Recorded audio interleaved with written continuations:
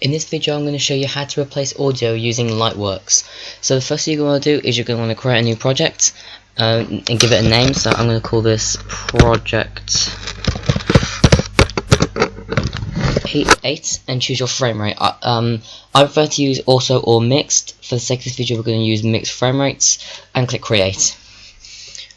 So we're going to click local files and we're going to choose a video to replace the audio from. So I'm going to go with my Avril Lavigne Skater Boy Nutblock cover, and we want some audio that we're going to be replacing with. So I'm going to use this Beyond White Sand audio file. That is a copyright free sound I got off the internet. So I'm just going to import that by double clicking on it.